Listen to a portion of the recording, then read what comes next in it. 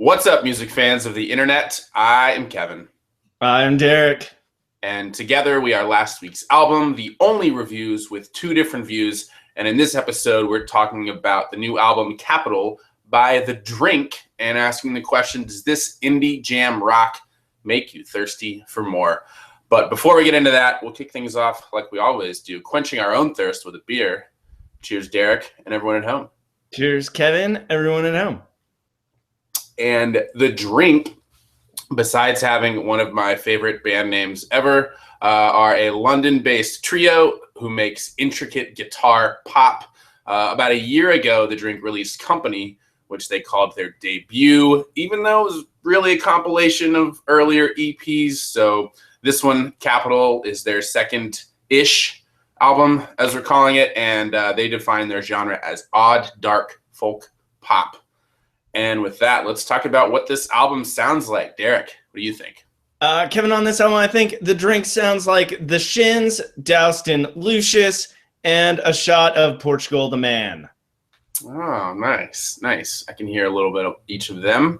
I think this sounds like Temples, Kate Bush, and the Shangri-Las having a Victorian Era dance party, if you can imagine that.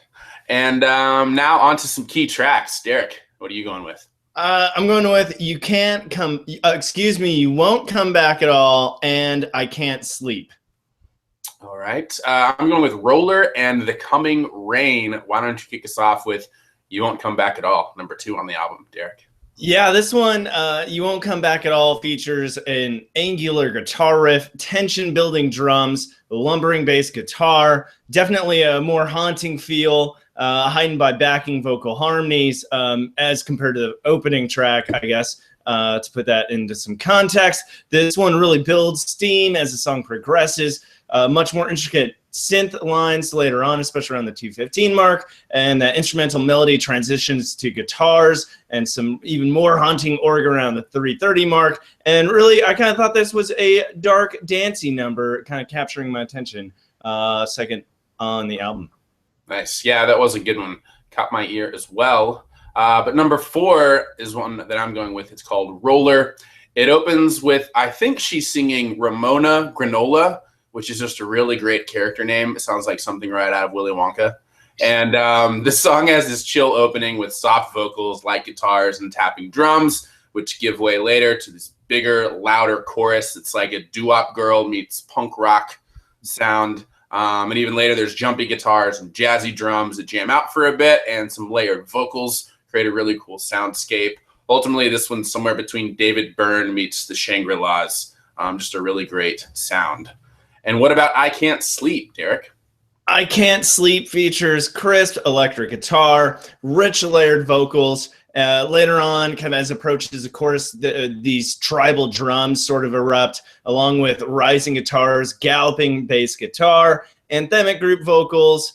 During the chorus, an organ comes later on, adding great texture, and really just a catchy tune that will get in your head and may cause some insomnia.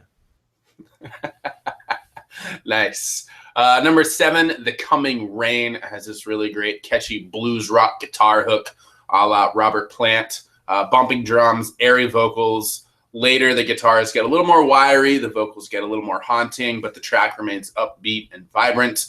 Lyrics seem to tell an undisclosed someone to kiss off. Here's an example. Don't call my name, you never call. I won't answer, I will never answer. The coming rain, it'll never fall. Mother Nature is a cruel bastard. And this one, I think, just highlights how they can jam on a motif and really stretch it to its different limits. Nice jam track here.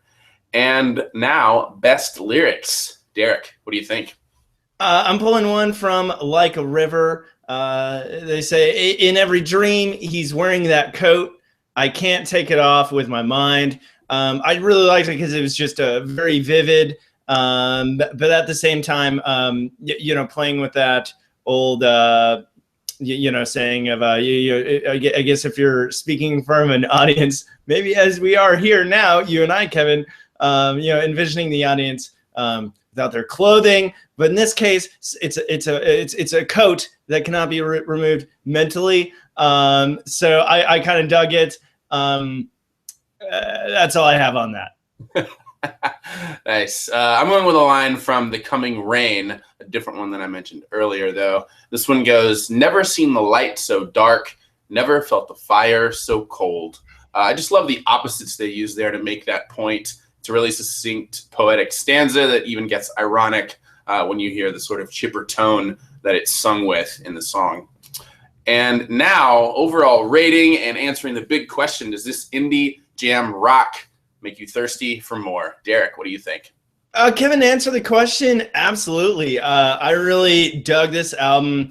I really think they've developed a very interesting sound. The layered vocals that we've kind of mentioned earlier, I thought were really one of their strong points. A lot of times there was some play back and forth between just a lead and some layered backing vocals, and just the way that came together, I was really intrigued by. The guitar work I thought was fantastic, drums as well, and they just put it together in very catchy ways. But then also, I think as you described earlier, the lyrics, they kind of explored opposites, and I think they took time to explore their sound as well. That kind of really wasn't just straight poppy. There was much more to it. So that being said, I'm giving this one a 4 out of 5.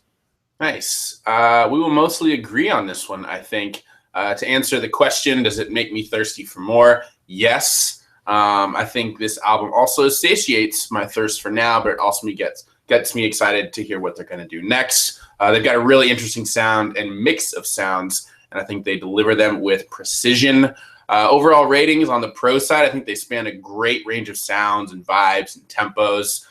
They have these really airy, haunting vocals, which are really fun. And a lot of songs, they almost create like a trance-like effect. They jam really nicely on You Won't Be Coming Back at All or Hair Trigger. And you can tell these are really technical musicians. It's very thoughtfully composed. On the con side, I wish the lyrics were a little bit more intelligible. They got lost a little bit in the mix here and there. And while this album, I would say, is heavy on wit and execution, it's a little light on emotion. But with that, still a great one. I'm giving it a 4 out of 5 as well. That makes a collective 8 out of 10 from Derek and myself. So definitely check out Capital by The Drink and let us know what you think. Does it make you thirsty for more? And thanks for joining us here at last week's album. Don't forget to subscribe either here on YouTube or the podcast. And as always, I'm Kevin. I'm Derek. And we'll see you next time, guys. Cheers.